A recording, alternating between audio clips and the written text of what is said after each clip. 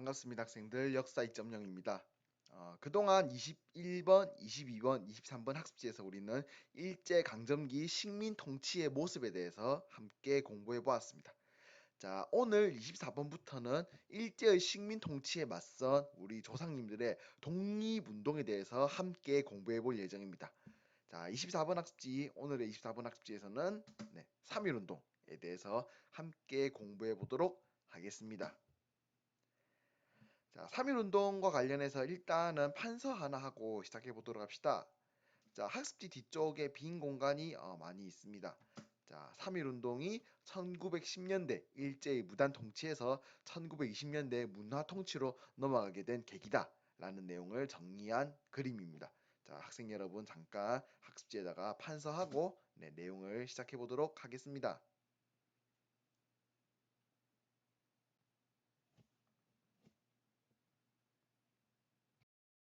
자, 1919년 3.1운동이 발생하게 된 배경부터 한번 살펴보도록 하겠습니다. 3.1운동의 발생 배경을 선생님은 다시 국외와 국내로 나누어 보았는데요. 자, 국외 배경 첫 번째입니다.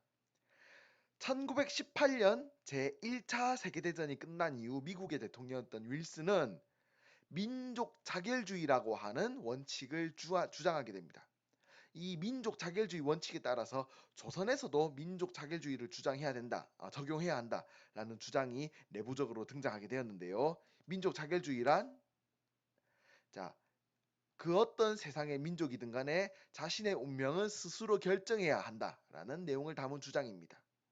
윌슨의 민족 자결주의는 사실 1차 세계대전에서 패배했던 나라의 식민지에만 적용되는 것이었습니다.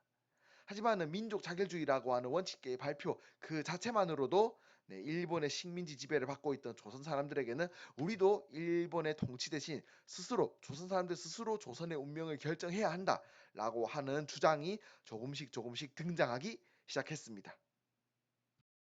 3.1운동의 발생 배경, 국외의 발생 배경 두 번째는 일본 유학생들의 28 독립선언입니다.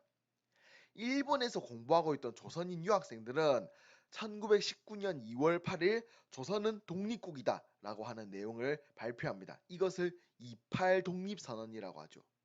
일본의 조선 학생들이 발표한 28 독립선언은 국내에서 활동하던 여러 독립운동가들에게 많은 자극을 주게 되고 이 28 독립선언의 영향은 이 28 독립선언은 한 달여 뒤인 3.1운동의 발발에도 영향을 미치게 되는 것입니다. 자, 3.1운동의 국내 발생 배경입니다. 1910년대 일본이 힘으로 통치하던 무단 통치, 1910년대 무단 통치가 계속해서 진행되면서 조선 사람들은 무단 통치에 대한 일제 식민지 통치에 대한 불평 불만이 계속해서 쌓여가고 있었습니다.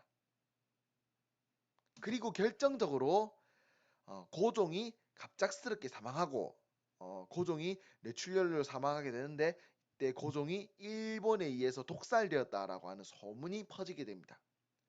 고종의 갑작스러운 사망과 독살설로 인하여 조선 사람들 내에서의 민심은 조금씩 어지러워졌고 수많은 사람들이 고종의 장례식 참석을 위해서 1919년 3월 초에 서울에 모일 예정이었습니다. 자, 이런 상황 속에서 우리 민족 최대 규모의 독립운동인 3.1운동이 시작이 되었던 것이죠. 지금까지 살펴본 3.1운동의 발생 배경을 바탕으로 이제부터는 3.1운동의 전개 과정을 하나씩 살펴보도록 하겠습니다. 우선 첫 번째 3.1운동의 준비 모습입니다. 1919년 3월에 대대적인 만세운동이 준비되는 과정에서 학생들과 종교 지도자가 주도적인 활동을 하였습니다. 자, 독립선언문이 완성된 이후에 이 독립선언문의 인쇄 그리고 많은 사람들이 휘두르기 위한 많은 사람들이 이제 들고 흔들기 위한 태극기를 만들고 배분하고 각지에 나누는 운반하는 과정에서 학생들 종교 지도자가 주도적인 역할을 하였습니다. 특히 학생들의 경우는 상대적으로 일본 경찰의 감시가 덜했기 때문에 준비 과정에 있어서 더욱더 적극적인 활동을 할 수가 있었지요. 자, 이런 꾸준한 준비 과정을 바탕으로 1919년 3월 1일 만세운동이 진행됩니다.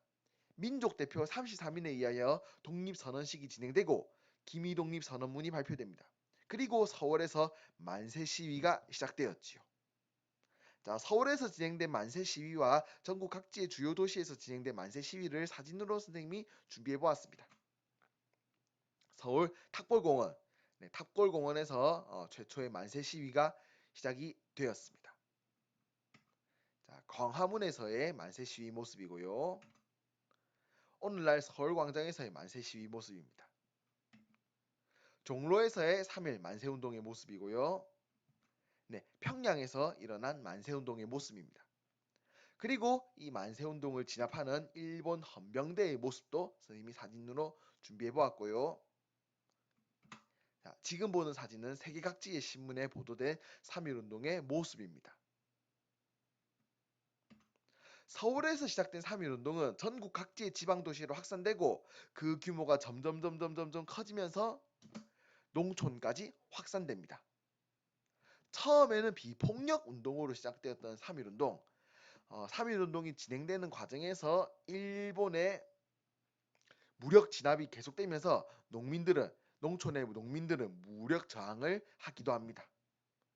전국적으로 확산되었던 3.1운동은 일제 경찰의 폭력적인 진압으로 이제 막을 내리게 됩니다.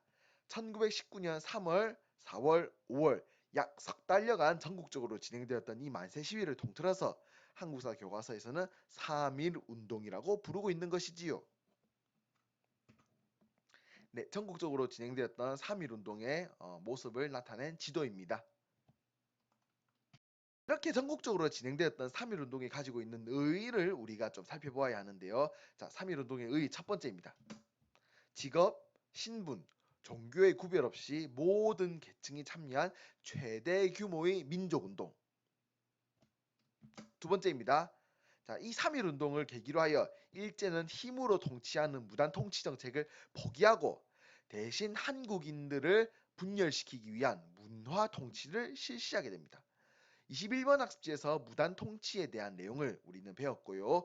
22번 학습지에서 문화 통치에 대한 내용을 공부해 보았습니다. 자, 3.1운동의 의 세 번째, 대한민국 임시정부가 수립되었다입니다.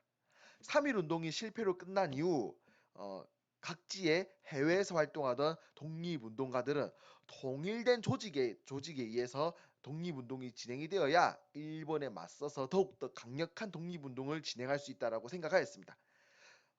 전국 각지 그리고 해외 각지에서 독립운동을 이끌기 위한 임시정부가 탄생하게 되고 이 여러 임시정부들이 중국 상하이에서 하나로 통합하면서 대한민국 임시정부가 수립되었습니다. 대한민국 임시정부에 대한 내용은 25번 학습지에서 조금 더 자세히 배워보도록 하겠습니다. 자, 3.1운동의 의 네 번째, 조선 땅, 한국 땅에서 일어났던 3.1운동은 중국의 오사운동, 인도의 비폭력운동, 베트남의 독립운동 등 세계 각지에서 식민지 지배를 받고 있던 아시아의 민족운동에 영향을 미치게 됩니다. 자, 오늘 우리는 1919년 3월에서 5월 석 달간 전국적으로 발생했던 3.1운동의 발생 배경, 전개 과정, 그리고 그 결과와 의의까지 함께 알아보았습니다. 3.1운동은 비록 실패로 끝났지만 통일된 지도부의 중요성을 깨달은 독립운동가들은 임시정부를 수립하게 됩니다. 자, 다음 시간 25번 학습지에서는 각지에서 세워진 임시정부가 하나로 통합되어 대한민국 임시정부로 탄생하는 과정과 이 임시정부의 활동 모습을 함께 공부해 보도록 하겠습니다. 자, 다들 수고하셨습니다.